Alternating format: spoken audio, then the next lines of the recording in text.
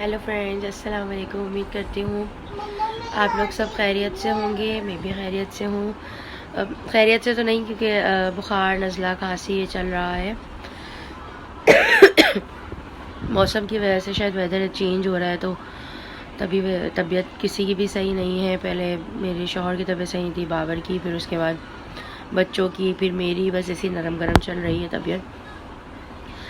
इसी वजह से ब्लॉग्स नहीं बना पा रही थी, तबीयत बिल्कुल भी सेट नहीं थी। और फिर अकेले हाथ से सब करना होता है, तो फिर सब बहुत ज़्यादा परेशानी हो जाती है। और आप लोग सुनाएं, क्या हाल है आप सबके? और आप लोग कमेंट्स कर दिया करो, कुछ भी टॉपिक हो, कुछ भी हो। मुझे एक तो टॉपिक समझ नहीं आता, डेली रूटीन में भी बच्चों की शरारतें दिखाऊंगी, आप लोग भी देख देख के थक जाओगे कि बस एक ही रूटीन। अभी असल में बाहर भी निकलना नहीं हो रहा, मौसम की वजह से। रात में ठंड बहुत ज़्यादा हो जाती है, तो ना हम निकलते हैं, बच्चों को लेके तो निकल ही नहीं सकते। तो बस जब भी कहीं निकलना नहीं हो रहा, तो आप लोगों से शेयर भी नहीं कर सक रही हूँ। और बाकी बस ये है कि मैंने आप लोगों से अधूरी बात की थी, वो ये कि मैं अपने बारे में शेयर करूँगी। तो जब मेरी शादी हुई, तो हर लड़की का एक अरमान होता है कि ना मतलब मुझे अच्छा ट्रीट किया जाए और सब। तो जब मेरी शादी हुई, आप जब लेने आते हो किसी की बेटी को, तो आप उसको बहुत अच्छा ट्रीट करते हो कि जब आप लेने आ रहे हो, और जब वो शादी करके आप ले जाते हो, तो उसके साथ आप ऐसा ट्रीट करते हो जैसे लाइक अ मासी। तो ज़रूरी नहीं है कि आप लोग उसको मासी ही समझो, आप अपनी औलाद समझो। मैंने अक्सर ये देखा है, जिनके यहाँ बहुत सारी बेटियाँ होती हैं ना, वो बहू का दर्द नहीं समझती हैं, वो बहू को मासी ही समझती हैं। जहाँ तक मेरे सामने मैंने देखा है, क्या पता ज़रूरी नहीं है 5 उंगलियां बराबर हों, मगर मेरी नज़र में तो मैंने यही देखा है कि जिनकी बेटियां होती हैं वो बहुओं का दर्द नहीं समझती। तो जब मेरी शादी हुई, मतलब नाइत्तेफाकियाँ तो चल ही रही थी, मतलब कि शादी भी बहुत जल्दी हो गई, 11 महीने में शादी हो गई, और मंगनी भी मेरी बहुत जल्दी हो गई। 1 महीने में मेरी मंगनी हो गई, रिश्ता आया था। तो फिर उसके बाद जब आपको नहीं पसंद, तो आप किसी की बेटी की ज़िंदगी ख़राब नहीं करो। आपने किसी की बेटी की ज़िंदगी को ख़राब कर दिया, ठीक है, पहली बात। दूसरा ये कि जब आप बहू को लेके जाते हैं, तो बहुत चाह से लेके जाते हैं। और जब मेरी बारात हुई, तो बारात वाले दिन जब मैं रुखसत हुई, तो मेरे देवर का एक्सीडेंट हो गया था। तो जब मैं वहाँ पहुँची हूँ, तो बहुत ज़्यादा रोना धोना ये वो और सब था। तो मेरी सास ने मुझे बोला कि ना, खैर मैं मुझे नहीं कहा, मेरे पीछे कहा, मैं तो रूम में थी, कि ना हाँ दुल्हन जो है वो मनहूस आई है। मैंने ये सुनकर भी मैंने कुछ रिएक्ट नहीं किया, मैं बस खामोश रही। फिर चलो चलता गया। फिर भी मेरी नंद की बेटी की डेथ हो गई। कोई बात नहीं, चलो बच्ची बीमार इंडिया से आई थी, अल्लाह ताला ने, कहते ना जिसकी मट्टी जहाँ होती है तो उसका वहीं लिखा होता है। वो इंडिया से आई थी, उस बेचारी बच्ची का यहाँ पे डेथ हो गई।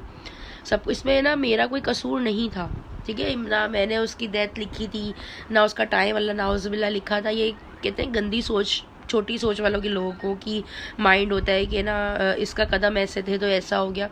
मैंने वो भी बर्दाश्त किया, मैंने कहा चलो कोई बात नहीं, शायद बोल रहे हैं, बोलने दो। फिर मेरी नंद इंडिया चली गई। अच्छा, मेरे हाथों की मेहंदी भी नहीं हटी थी, मुझे दूसरे दिन मेरा वलीमा भी नहीं हुआ था, एक दिन का गैप था। 25 को मेरी बारात थी और 27 का वलीमा था। तो 26वें दिन मैंने पूरे घर का नाश्ता बनाया।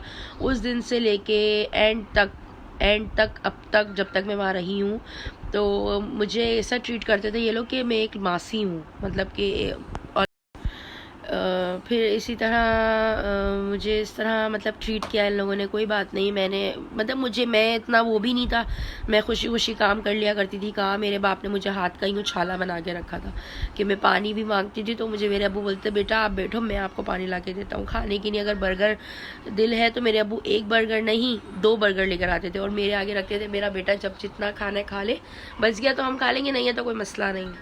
और वहाँ पर तो ऐसा ट्रीट होता था कि नाउज़ुबिल्लाह अस्तगफिरुल्लाह, के एक बहू नहीं एक मासी आप लेकर आए हो ख़रीद कर, कि मेरा नाश्ता भी नहीं आता था।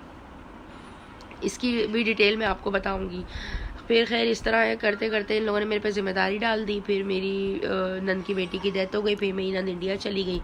मतलब वो 15-20 दिन के अंदर अंदर ये सब गहमा गहमी हुई। मैंने इस चीज़ को रियलाइज़ किया, और मतलब हर चीज़ प्रॉपर जो एक बेटी का होता है ना, बहू नहीं बेटी की तरह निभाया। मगर वो शायद मेरी गलती थी, और हर बेटी की और हर बहू की ये गलती होती है जो जाकर ससुराल को अपना घर समझे। मेरी नज़र, मैंने तो ये अपने उससे एक्सपीरियंस से मैं तुम्हें बता रही हूँ आप सबको कि मुझे तो ये ट्रीट किया गया कि अगर पूरी रिस्पॉन्सिबिलिटी मेरे पे डाल दी गई। कोई मतलब ना उनको मेरी फ़िक्र खाने की, ना पीने की, ना कोई, उनको उनका काम से मतलब था।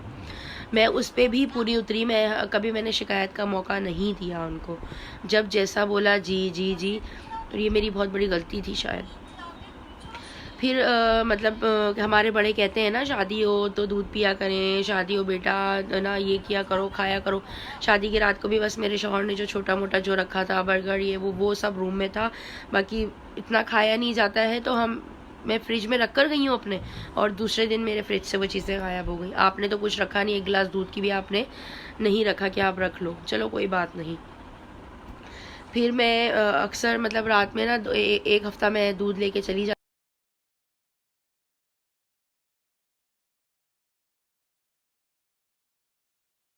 तो मैं एक हफ़्ता दूध मैंने लिया होगा, तो एक हफ़्ते बाद मेरी सास को हज़म नहीं हो रहा होगा जब दूध कमरे में जाता होगा। तो एक हफ़्ते बाद, एक हफ़्ता भी नहीं हुआ था, शायद 2-3 दिन हुए होंगे, एक हफ़्ता लगा लो चलो। तो आके मेरे हाथ से दूध के कप ले लिए और कहने लगी कि बेटा अब तो आपने दूध भर लिया है, नेक्स्ट टाइम अपने शौहर को बोलिएगा। ये किसका काम था? ये आपका काम था। अपने बेटे से कहो कि बेटा आप अपनी वाइफ के लिए या आप अपने लिए दूध अलग से लेकर आया कर। खैर मैंने वो भी बर्दाश्त किया, मैंने नहीं लिया वो दूध कप, नहीं ना मैंने पिया। मेरे पीने से या मेरे शौहर के पीने से कितना कम हो जाता। जब वो अपनी औलाद की नहीं है तो वो मेरी क्या होंगी। खैर मैंने सब्र किया। फिर बस वक्त रहते रहते रहते रहते बहुत बर्दाश्त किया, बहुत बर्दाश्त किया। अब नहीं होता। अब मैं वो जुल्म अपना सब बताऊंगी जो इन लोगों ने मेरे साथ किया है। मैंने बहुत बर्दाश्त कर लिया। दुनिया को भी ये लोग जवाब दें ना। अब इनकी बेटियां भी हैं, इन्होंने ब्याही हैं अपनी बेटियां, सब कुछ किया। और मेरे लिए वो कहते हैं ना, मंज़र ऐसा था जब उन्होंने मुझसे कप लिए, बोला मुझे कि कभी मेरे बाप ने, कभी मेरी माँ ने, मैं तो अपने घरों में ऐसे पली थी जैसे एक रानी को पालते हैं, एक माँ बाप। और मैं जो मांगूँ मुझे पहले से पहले मिलता था। मेरे सोचने से पहले मेरी हर चीज़ पूरी हो जाती थी। अल्हम्दुलिल्लाह मैंने ऐसी लाइफ अपनी गुजारी है। और वहाँ जाके तो मैं कहती हूँ, मैं बता नहीं सकती कि मैंने कैसी ज़िंदगी गुजारी है। कि मैंने बोला नहीं कि मेरी इज़्ज़त पे बात ना आए, मेरे माँ बाप की इज़्ज़त पे बात ना आए, मैं नहीं बोलूँ, मेरा रिश्ता ख़राब होगा। मैंने बहुत बर्दाश्त किया, मगर अब नहीं, अब नहीं। और अब मैं बोलूँगी और मैं सब अब बताऊँगी। बाकी ये है कि आज का व्लॉग यहीं एंड करते हैं। उम्मीद करते हैं आप लोगों को मेरा व्लॉग अच्छा लगा होगा, और बताइएगा मेरी कहीं गलती थी या नहीं थी। बाकी कल मिलेंगे एक नए व्लॉग के साथ। अल्लाह हाफ़िज़।